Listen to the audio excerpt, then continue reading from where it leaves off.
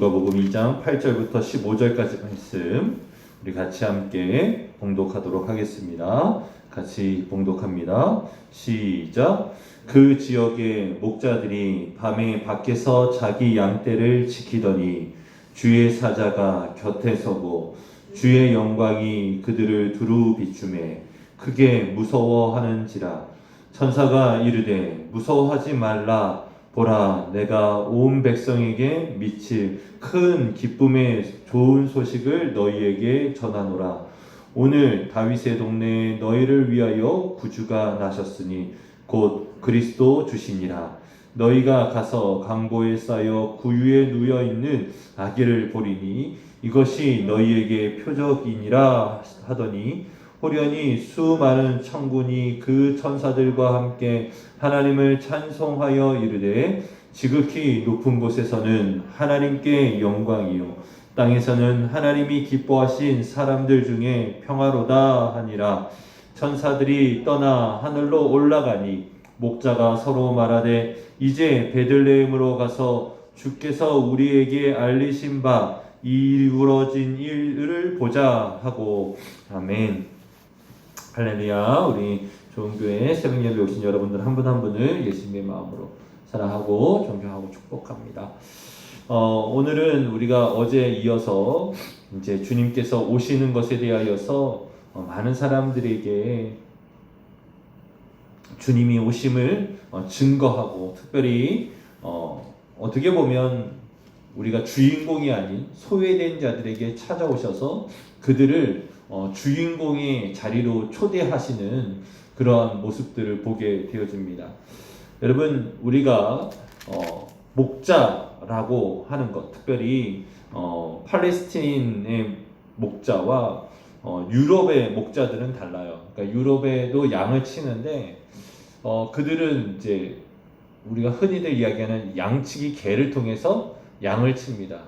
그래서 뭐 보니까 저도 잘은 모르지만 양치기 전용 개가 있고 뭐 소나 말을 몰던 그런 개들이 있더라고요. 그래서 유럽 사람들은 개를 통해서 어떤 강제적인 힘을 통해서 양들을 몰아간다고 한다면 팔레스틴 사람들은 그렇지 않아요. 그냥 그들이 앞서갈 뿐이에요. 그들을 부르고 그들을 앞서갈 뿐이에요. 그러면 양들은요, 처음에는 저게 뭔가, 쟤가 뭔데 나를 자꾸 불러 라고 하지만 그를 따라가면서 어떻게 합니까? 신뢰감이 생기는 거예요. 아, 전양반을 따라갔더니 쉴만한 물을 만나는구나. 저 사람을 따라갔더니 푸르른 초장을 만나는구나. 저 사람을 따라갔다가 위험을 만나도 저 사람이 목숨을 걸고 우리를 구해주는구나 라고 하는 것을 경험하게 되고, 그래서 그 양은 그 목자를 신뢰함으로 그를 따르게 되는 거예요. 무슨 얘기인지 아시겠습니까? 그래서 이스라엘, 때로는 팔레스틴, 중동 지역의 목자들은 뭐 개를 같이 동행하거나 그런 사람들도 있겠지만 주로 본인이 어떻게 하냐면 앞서가는 거예요. 중동 지역에서 이렇게 양치기라고 하는 것은 사실상 우리가 다윗 때에도 알겠지만 인정받지 못하는 사람들이, 가장 집안에서 약한, 힘이 없는 사람들이 허드렛 일로 하는 일이에요. 우리가 중동 지역에 가면 양이 엄청 많아요. 물론 이제 뭐 우리 아내는 뉴질랜드에서 공부할 때 정말로 눈앞에서 그 양들이 막 있는 걸 보면서 정말 진짜 양이 우리가 흔히들 이야기하는 하얀 양, 그게 아니라 더러워 죽겠네 할 수 있는 누리끼리한 그 양들을 많이 보면서 이 동네도 참 양 많다 막 그랬었다고 하는데, 중동 지역에도 양이 많은데 한 목자가 이렇게 끌고 가는 양들이 정말 많단 말이에요. 많으면 수백 마리. 그런데 그게 다 그 사람의 양이 아니라 목자들은 어떻게 보면 그 지역에 가장 소외되고 하층민에 불과합니다. 그래서 그 사람이 매년 제가 양을 좀 맡으겠습니다. 저에게 좀 양을 맡겨주십시오 라고 하는 거예요. 그러면 이제 동네 사람들마다 모여가지고 내 양을 올해는 누구한테 맡길까? 김씨한테 맡길까? 박씨한테 맡길까? 고민한단 말이에요. 근데 그것을 이제 콘테스트처럼 내 양을 누구한테 맡길까 할 때에 그 모습들을 보여주는데 뭐냐면 옷을 벗는 거예요. 목자가 몸짱 뭐 이런 게 아니라 이렇게 쭉 벗으면 상처, 흔적을 이야기하는 거예요. 저는 이 여기 팔에 있는 상처는 고만테 앓힌 자국인데 양을 지키다가 제가 곰한테 핥힌 자국입니다. 여기 혹시 보이십니까? 여기 이렇게 찔린 그런 흔적이 있는데 이것은 양이 길을 잃었는데 그 양을 찾다가 양을 메고 올라오다가 나무에 찍힌 자국입니다. 그런 우리가 흔히들 상흔을 보고 주인들은 그래도 저 사람이 책임감이 있네. 저 사람이 정말 목숨을 걸고 내 양을 지켜줄 수 있겠어 라고 하는 신뢰감이 있을 때 그 양들을 맡긴다는 거예요. 여러분 그렇잖아요. 우리가 신뢰감이 있기 때문에 은행에다가 내 돈을 맡기는 거지. 여러분 신뢰감이 없으면 뭐 매일 뉴스에 모 지점 은행원이 돈을 털어간다더라 뭐 이런 뉴스가 계속 나온다고 한다면 여러분들 돈을 맡기겠습니까? 맡길 수 없는 거죠. 여러분의 자산을 그렇게 맡길 수 없는 것이죠. 마찬가지인 거예요. 그 사람들에게도 내 양을 누구에게 맡길까?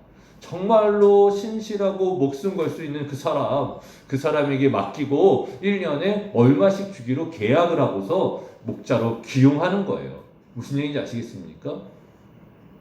여러분 이 사람들은 어떤 사람들이었습니까? 정말로 자신의 일들을 최선을 다해서 감당하는 사람들이었어요. 그리고 때로는 사람들이 소외됐다고 하는, 사람들이 낮고 천하다고 이야기하는 변방이 있었던 사람들입니다. 저는 말씀을 묵상하다가 8절 말씀에 밖에서 자기 양떼를 지키더니 라고 하는 이야기가 많이 들어왔어요. 무슨 얘기입니까? 밖에서라고 하는 것은 어떤 실내 공간이 아니잖아요. 밖에 떨어져 있는 것이죠. 사람들이 있는 것이 아니라 사람들과 떨어져 있는, 변방에 있는, 사람들과 함께 할 수 있는, 우리가 흔히들 요즘 이야기하는 인싸가 아닌 아웃사이더들에게 누가 찾아오십니까? 천사가 찾아오는 거예요. 우리가 이 세상을 살아가다 보면서 때로는 내가 인싸가 되려고 노력하는 사람들이 많아요. 내가 인싸가 아닌 것에 대해서 불평할 때가 많고 나는 왜 인싸가 되지 못할까 하면서 때로는 두려움과 때로는 실패감과 좌절감에 빠지는 사람들이 있을 수 있어요. 그렇지 않습니다. 여러분 우리 하나님은 그러한 사람들을 인싸를 찾아가지고 일하시는 것이 아니라 어떻습니까? 지금 아웃사이더에게 찾아와서 이 기쁜 소식을 전하는 거예요. 다른 사람들이 몰랐고 다른 사람들이 잊었던, 정말로 기다렸으나 누군지 몰랐던 그 예수 그리스도께서 이 땅에 오신, 수천 년 동안 수백 년 동안 예언자들이 증거하고 선언했었던 그분이 오심을 누가 아는 거예요? 인싸가 아니라 아웃사이더가 아는 거예요. 여러분 우리는 세상에서 인싸가 되느냐 때로는 아웃사이더가 되느냐 고민을 할 때가 많아요. 여러분 걱정하지 마십시오. 세상의 인싸가 아니더라도 주님께 인싸가 되셔야 되는 거예요. 할렐루야. 여러분들 저는 그런 사람들이 되셨으면 좋겠습니다. 자, 그러면서 이제 천사가 그들에게 아주 큰 기쁨의 소식, 10절에 표현되어진 것처럼 큰 기쁨의 소식을 너희에게 전한다 라고 이야기를 합니다. 여러분 이들에게 있어서 큰 기쁨의 소식은 무엇일까요? 목자들에게 있어서, 밖에서 떨면서 양을 치는 자들에게 있어서 가장 큰 기쁨의 소식은 무엇일까요? 안으로 들어가는 거죠.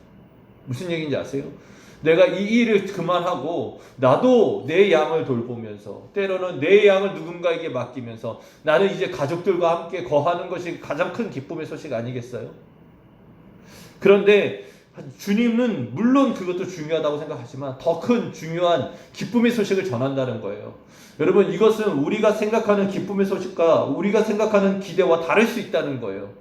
하나님께서 우리에게 주시고자 하는 큰 기쁨의 소식이 우리가 상상하고 생각하는, 때로는 우리가 막혀있는 것이 열리고 때로는 우리의 필요를 채우는 것이 아닐 수 있다는 거예요. 그래서 이미 우리는요 큰 기쁨의 소식, 즉 복을 받은 자들이라는 거예요. 우리가 바라고 때로는 우리가 이 시간 기도하는 기도 제목이 응답되지 않아도 이미 하나님께서 이들을 향해서 주시고자 하는 큰 기쁨의 소식이 전달되어졌기에 우리 또한 그 소식을 알고 그것을 믿고 있기에 우리는 이미 복받은 자들이라는 거예요. 그것이 무엇입니까? 우리를 위하여서 11절 말씀에 너희를 위하여서 구주가 나셨다는 거예요. 우리를 위해서 예수님이 이 땅에 오셨다는 것을 우리는 알고 있는 것이죠. 그래서 우리는 큰 복을 받은 자들이라는 거예요. 그러면서 뭐라고 이야기합니까? 12절 말씀에 구유에 누워있는 아기를 보라 라고 말하고 있어요. 여러분 이들이 있는 곳이 어떤 곳이에요? 지금 양을 돌보고 있는 이곳이 어떤 곳이에요? 양들을 먹일 수 있는 들판이에요. 밥 먹이기에 좋은 환경으로 이끌어 간 거죠. 그러니까 이들이 봤을 때 여러분 이렇게 눈을 이렇게 보면 아주 좋은 풀들, 아주 쉴만한 물가 이런 곳에 그들이 거주하면서 양들을 케어했을 것입니다. 여러분 그런 가운데 우리 하나님은 누구에게 관심을 두냐면 그들의 시선을 모아서 여물통에다가 관심을 두게 하시는 거예요. 그들은 지금 드넓고 푸르르고 그 광대한 초원에 있는데 언제든지 지금 양들에게 먹일 수 있는 그 밥상 한가운데 있는 거죠. 어떻게 보면. 그런데 가축들 한두 마리가 밥 먹는 그런 통으로 주목하여 보라는 거예요. 이들에게 있어서 어떻게 보면 그러한 것이 좀 가치 없어 보일 수 있어요. 그 통이라고 하는 자체가 지금 있는 환경이 너무 좋아 보일 수 있고 오히려 여물통이라고 하는 이 단어 자체가 그들에게 있어서 마음을 너무 쪼이게 할 수 있고 이렇게 그들의 시선을 가두게 할 수 있는 그런 상황입니다. 왜? 여러분 지금 여기에는 흔히 이야기하는 여물이 가득하거든요.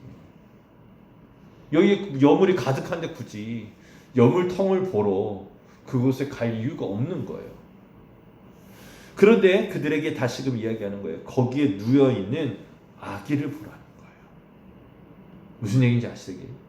여러분 우리가 생각했을 때 아주 좋은 풀밭에 있는 어떤 풀을 보는 것이 아니라 우리가 생각하는 초라한 그 목자들이 생각했을 때 건초더미가 있고 때로는 한두 마리나 겨우 먹일 수 있는 그 밥통 안에 있는 아기 예수. 그러나 그분이 어떤 분이라는 거예요? 온 우주를 살리시고 온 우주에게 생명을 주실 수 있는 분이시라는 거예요. 저와 여러분들이 믿고 있는 예수 그리스도께서 그러한 분인 거예요.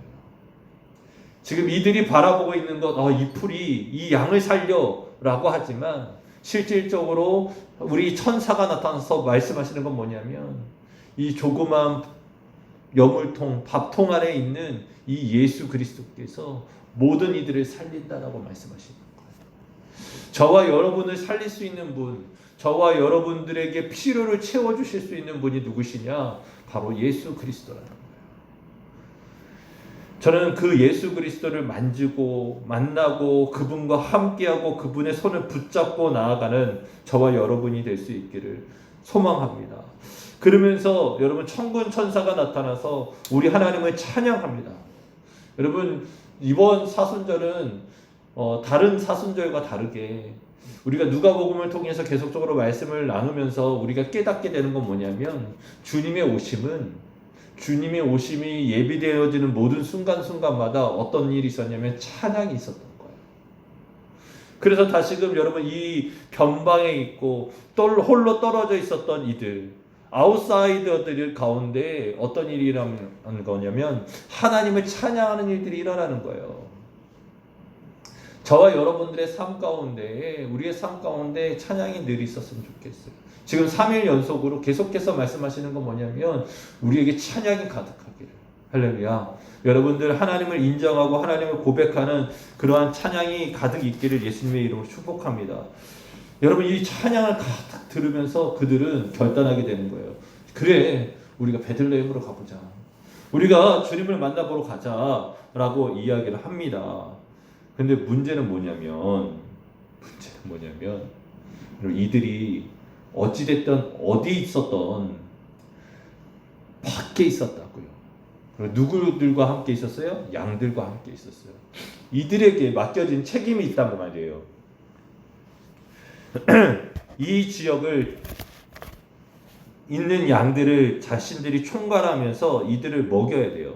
그런데 지금 천군 천사가 나타나서 야 너희를 구원하신 예수 그리스도께서 나셨으니 그를 만나러 가라. 그분을 통해서 너희들이 정말로 기쁨의 감격을 누려라 라고 하는 메시지를 받았어요. 그런데 이들의 고민이 있어요. 뭐냐면 혼자가 아니라는 거예요. 혼자면 어디든지 가. 그런데 나한테는 뭐가 있어요? 딸린 양들이 있는 거예요. 내 필요가 있고 나를 도와줘야 할, 내가 도움을 줘야 할 이들이 있는 거예요. 적어도 이들을 끌고 가든지 아니면 이들을 누군가에게 맡기고 가야 되는 상황인 거예요. 이들을 방치하고 갈 수가 없는 상황인 거예요. 무슨 이야기인지 아시겠죠? 이들의 상황이 그렇습니다. 성경에는 구체적으로 이야기하지 않아요. 어떻게 했는지. 여러 사람들이 공통적으로 봤기 때문에 뭐 3-4명이 같이 목자가 같이 있는데 같이 봤어요. 그러면은 이제 셋이서 가위바위보 해가지고 진 사람 남고 우리는 가자 이게 아니라 다 같이 가야 되는 상황인 거예요. 그럼 어떻게 했을까요? 이들이 불편하지만 이들이 가장 양의 필요를 채워주고 양들에게 가장 유익한 곳이라고 생각하고 정박한 이곳을 떠나야 되는데 어떻게 해야 돼요? 홀로 떠나는 게 아니라 다 데리고 가야 되는 거예요. 이 양들을 다 데리고 가는 일이라는 것은 쉬운 일이 아니에요. 가다가 무슨 일이 벌어질지 몰라요. 무슨 얘기인지 아세요? 한밤중에 벌어졌기 때문에 어떻게 해요?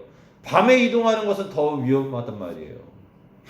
나중에 제가 늘 말씀드리지만 우리 성도님들하고 다 같이 성지순례 갔으면 좋겠는데 여러분 이 들에서 여러분 다시금 마을로 들어오는 그 길은 우리가 생각하는 지금 여기 4차선도로 이런 길을 걷는 것이 아니란 말이에요. 달빛을 힘입어서 별빛을 힘입어서 어둑어둑한 그 길을 걸어가는데 이스라엘 땅이 결코 만만치 않은 땅이에요. 풀밭이 있는 곳이라고 해도 다 돌산 위에 풀이 있는 거예요. 무슨 얘기인지 아시겠어요? 그러니까 여러분 평지라고 생각하지 마세요. 기본이 약간 산지라고요. 이렇게 해서 동고서적, 동쪽이 높고 서쪽이 낮아요. 그런데 여러분 이 베들레헴은 산동네란 말이에요. 그러니까 어떻게 보면 베들레헴을 향해서 가려면 산 능선을 타든지 산을 향해서 올라가야 돼요. 언제?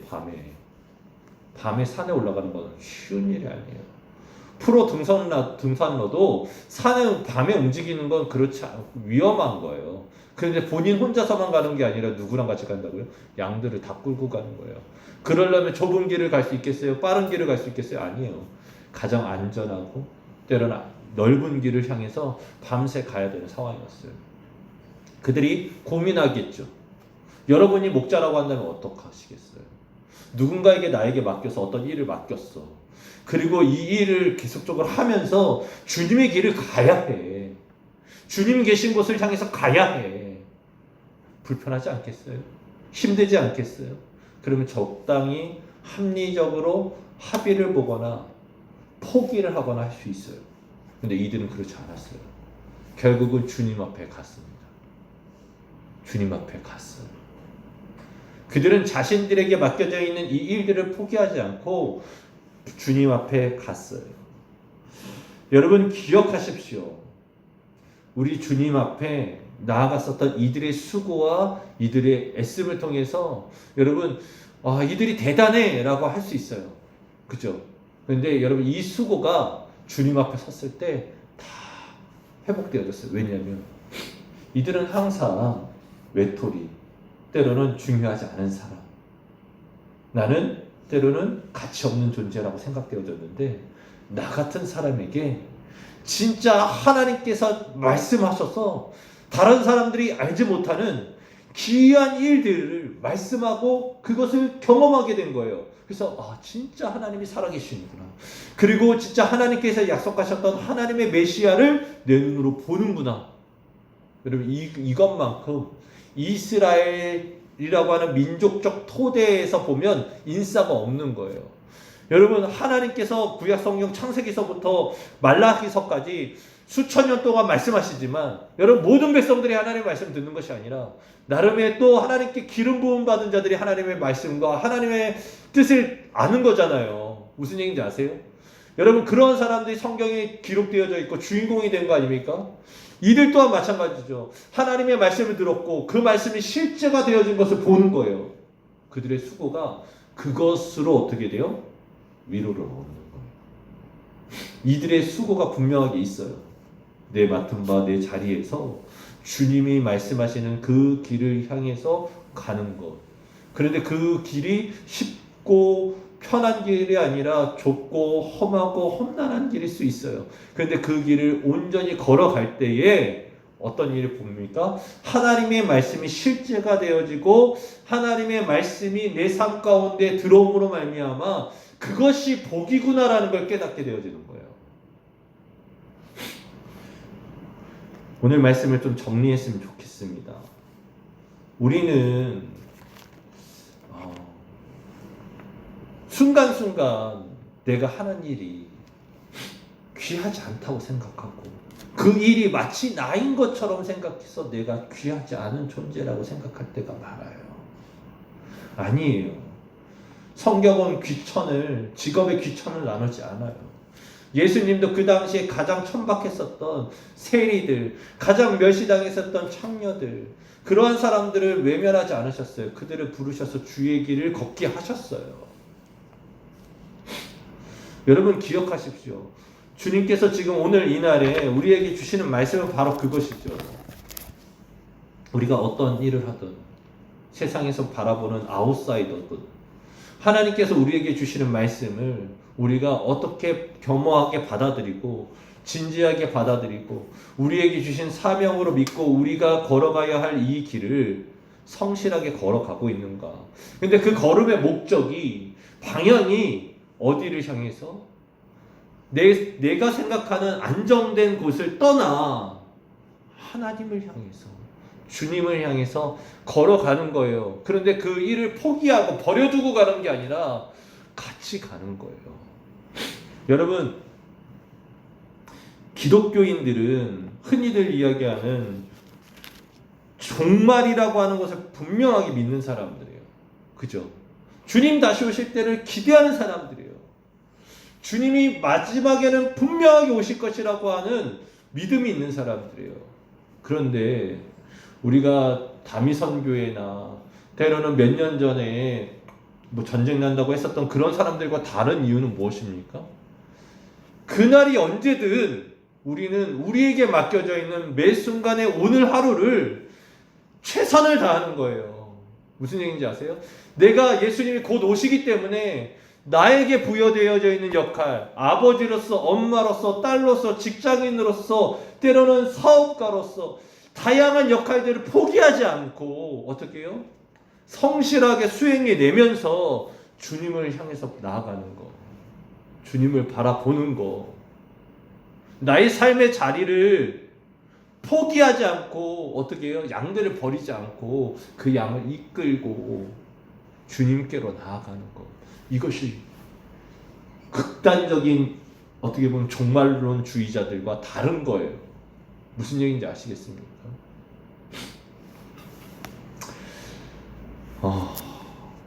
저는 오늘 정말 여러분들 한 분 한 분이 주님 안에서 인싸되셨으면 좋겠고 여러분의 걸음이 주님을 향해서 나아갈 수 있기를 예수님의 이름으로 축복합니다.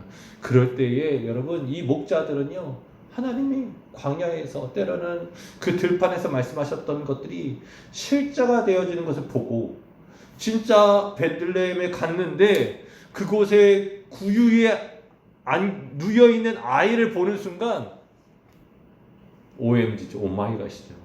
와, 하나님 진짜 살아계시네. 여러분, 그 다음부터 그들의 기도는, 그들의 인생은 어떻게 됐을까? 완전히 달라졌겠죠. 저는 여러분들이 그러한 경험이 있기를 소망하는 거예요. 오늘 하루하루 이제 3일 지났어요. 사순절 이제 3일 지났습니다. 3일이 지났는데 점점 늘어서 감사해요. 제가 이제 40일 특세 저희 교회에서는 처음 하거든요. 전에 있었던 교회에서는 특세하면 이제 첫날에 가장 많아. 그리고 이제 점점 조금씩 많아져. 근데 한 2주 정도 때부터 고비야. 그때부터 숫자가 기하고 수적으로 떨어져요. 저는 소망하는 건 몇 분이 나오시던 정말로 이번 특세 때에 우리가 정말로 주님 앞에 가까이 갈 수 있었으면 좋겠어요. 그리고 하나님이 말씀한 것이 실제네 라는 것을 경험하는 귀한 기간이 되어지기를 소망합니다. 특별히 하나님 아버지, 오늘 하루 정말로 주님의 말씀 따라서 내가 있는 삶의 자리에서 주님께 향해서 나아가는 저희들 되게 하여 주옵소서 하면서 우리 같이 함께 기도하며 나아가겠습니다. 주여 한번 부르짖고 통성으로 기도하겠습니다.